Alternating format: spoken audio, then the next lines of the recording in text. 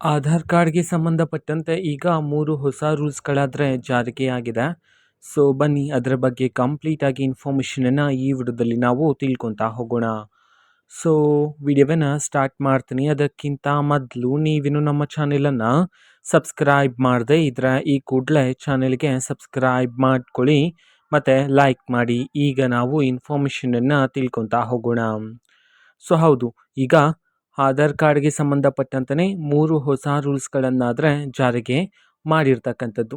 ಓಕೆನಾ. ಸೊ ಅದರಲ್ಲಿ ಮೊದಲನೇ ಹೊಸ ರೂಲ್ಸ್ ಏನು ಅಂತಂದರೆ, ಈಗ ನೀವು ನಿಮ್ಮ ಬಯೋಮೆಟ್ರಿಕ್ಕನ್ನು ಅಪ್ಡೇಟ್ ಮಾಡೋದಕ್ಕೆ ಶುಲ್ಕ ಬಂದುಬಿಟ್ಟು ₹100 ಆಗ್ತಿತ್ತು. ಸೊ ಆದರೆ ಜನವರಿ 1ರಿಂದ ಬಯೋಮೆಟ್ರಿಕ್ ಅಪ್ಡೇಟ್ ಮಾಡ್ತಕ್ಕಂತಹ ಶುಲ್ಕ ಏರಿಕೆ ಆಗಲಿದೆ ₹125ಗೆ.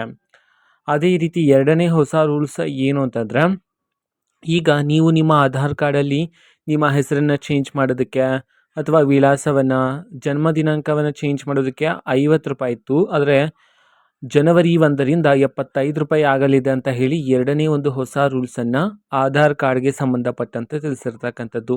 ಮೂರನೇ ಹೊಸ ರೂಲ್ಸ್ ಏನು ಅಂತಂದರೆ, ಆಧಾರ್ ಕಾರ್ಡ್ನ ಡಿಜಿಟಲೈಸ್ಡ್ ಮಾಡಿರ್ತಕ್ಕಂತಹ ಕಾರಣದಿಂದ ಸೊ ಇನ್ನು ಮುಂದೆ ನೀವು ಪ್ರತಿ ವಿಷಯಕ್ಕೂ ಸಹ ಆಧಾರ್ ಕಾರ್ಡನ್ನು ಅಥವಾ ಆಧಾರ್ ಕಾರ್ಡ್ ಜೆರಾಕ್ಸನ್ನು ನೀಡ್ತಕ್ಕಂಥ ಅವಶ್ಯಕತೆ ಕಡಿಮೆ ಆಗಲಿದೆ ಅಂತ ಹೇಳಿ ಮೂರನೇ ಒಂದು ಹೊಸ ರೂಲ್ಸನ್ನು ತಿಳಿಸಿರ್ತಕ್ಕಂಥದ್ದು. ಓಕೆನಾ. ಈ 3 ಹೊಸ ರೂಲ್ಸ್ಗಳನ್ನು ಆಧಾರ್ ಕಾರ್ಡ್ಗೆ ಸಂಬಂಧಪಟ್ಟಂತೆ ಜನವರಿ 1, 2026ರಿಂದ ಜಾರಿಗೆ ಮಾಡೋದಕ್ಕೆ ಸಂಬಂಧಪಟ್ಟಂತೆ ಇದೀಗ ಮಾಹಿತಿಗಳಾದರೆ ಬರ್ತಿದ್ದಾವೆ.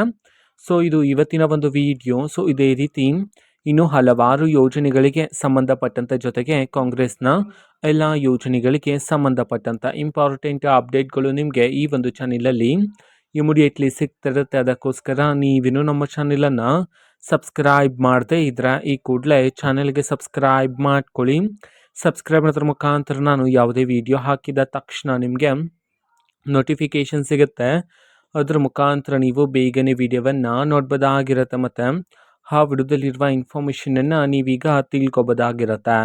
ಮತ್ತು ಈಗ ನಾವು ಫೇಸ್ಬುಕ್ಕಲ್ಲೂ ಸಹ ಈಗ ವಿಡಿಯೋಸ್ಗಳನ್ನು ಅಪ್ಲೋಡ್ ಮಾಡ್ತಿದ್ದೀವಿ. ಫೇಸ್ಬುಕ್ ಚಾನೆಲ್ ಲಿಂಕನ್ನು ಡಿಸ್ಕ್ರಿಪ್ಷನ್ ಬಾಕ್ಸಲ್ಲಿ ಕೊಟ್ಟಿರುತ್ತೆ, ನೀವು ಕ್ಲಿಕ್ ಮಾಡಿಬಿಟ್ಟು ಫಾಲೋ ಮಾಡಿ. ಓಕೆನಾ. So thank you, bye.